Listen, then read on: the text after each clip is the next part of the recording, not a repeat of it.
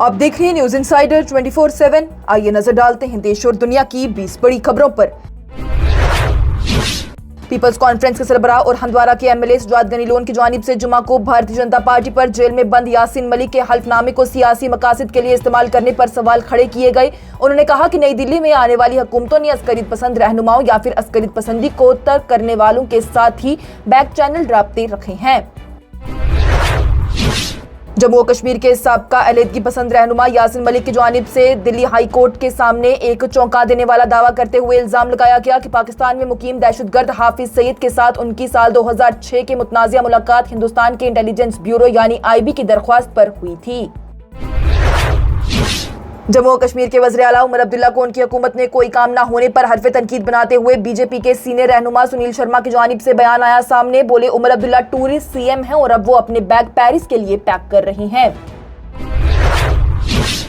जम्मू और कश्मीर के नायब वज़ीर आला सुरेंद्र चौधरी की जानिब से आज डीएच-पुरा हल्के में डाक बंगलों का इफ्तिताह किया गया। इस मौके पर मीडिया से बात करते हुए उन्होंने कहा कि इस वक्त हमारे सामने सबसे बड़ा मसला रियासती हैसियत की बहाली का है। उन्होंने आगे कहा कि जो लोग आज उमर अब्दुल्ला हुकूमत पर सवाल खड़े करते हैं वो वही लोग हैं जो आज भी एलसी सिन्हा के पास मेमोरेंडम लेकर जाते हैं और उन्हीं की वजह से आज यहाँ के ये हालात हैं। जम्मू और कश्मीर के फूड सेफ्टी डिपार्टमेंट की जानिब से तस्दीक की गई है कि कश्मीर में हालिया छापों के दौरान पकड़े गए गोश्त के कई नमूने आसानी इस्तेमाल के लिए गैर महफूज रहे हैं। लेबोरेटरी रिपोर्ट्स में नुकसानदेह मजनूई रंगने वाले एजेंटों का पता चला है। पीपल्स डेमोक्रेटिक पार्टी की सरबराह और साबका वज़ीर आला महबूबा मुफ्ती की जानिब से मरकजी वज़ीर दाखिला अमित शाह को खत लिखा गया, जिसमें जेल में बंद JKLF लीडर यासीन मलिक के केस का हमदर्दाना और फौरी जायजा लेने की अपील की गई। पाकिस्तान में मुकीम अस्करियत पसंद हाफिज सईद से मुलाकात करने के बाद हिंदुस्तान वापसी पर यासीन मलिक का दावा कि उन्होंने वज़ीर आज़म मनमोहन सिंह और उस वक्त के कौमी सलामती के माशीर NK नारायणन को मुलाकात के बारे में आगाह किया। हिंदुस्तान के इलेक्शन कमीशन की जानिब से इंतखाबी निजाम को साफ करने के लिए जारी मुहिम को तेज कर दिया गया और 6 साल तक मुसलसल इलेक्शन लड़ने में नाकाम रहने पर मजीद 474 रजिस्टर्ड गैर तस्लीम शुदा सियासी जमातों को फहरिस्त से हटा दिया।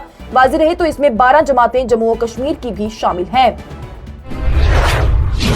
पीपल्स कॉन्फ्रेंस के सरबराह सुजात गनी लोन की जानिब से पीर को पीपल्स डेमोक्रेटिक पार्टी की सदर महबूबा मुफ्ती को तनकीद का निशाना बनाते हुए कहा गया कि उन्हें यासीन मलिक के खिलाफ मुकदमे पर नजरसानी करने का कोई हक नहीं है, जबकि उनके अपने ही खानदान के एक फर्द ने यासीन मलिक को किसी दूसरे केस में मुलजिम के तौर पर शनाख्त किया था। मीरवाइज़े कश्मीर मौलवी उमर फारूक की जानिब से जुमा को तारीखी जामा मस्जिद श्रीनगर में मुसलसल दूसरे हफ्ते भी नमाज की अदायगी से रोके जाने पर सख्त नाराजगी का इजहार किया गया।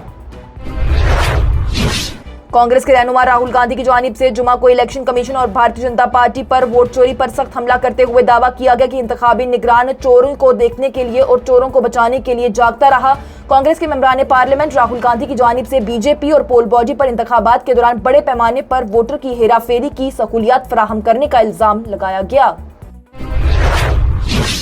कांग्रेस के रकुन पार्लियामेंट राहुल गांधी की जानिब से मुल्क के जेनजी से आइन की हिफाजत और मुबैना वोट चोरी को रोकने में फैसले का किरदार अदा करने के लिए नारे लगाए गए। वाज़ेह रहे तो राहुल गांधी की जानिब से कहा गया कि मुल्क के नौजवान, मुल्क के तलबा, मुल्क के जेनजीज आइन को बचाएंगे, जमहूरियत की हिफाजत करेंगे और वोट चोरी के रोकने के लिए आगे आएंगे। मैं हमेशा उनके साथ खड़ा हूँ। कांग्रेस रहनुमा राहुल गांधी की एक सोशल मीडिया पोस्ट में जेनजी के तस्करे ने एक बड़ा तनाज़ा शुरू कर दिया। बीजेपी लीडरान ने इल्जाम लगाया कि अपोजिशन लीडर मुल्क में खाना जंगी को हवा दे रही हैं। कांग्रेस रहनुमा की जानिब से कहा गया कि वो मुल्क के नौजवान, तलबा और जेनजी के साथ खड़े होंगे जो कि आइन, जमहूरियत को बचाने और वोट चोरों को रोकने के लिए आगे आएंगे। लेकिन बीजेपी की जानिब से अपने जेनजी का जिक्र नेपाल से जोड़ दिया गया, जहां पर जेनजी के एहतजाज ने ही KP शर्मा ओली हुकूमत को गिरा दिया था।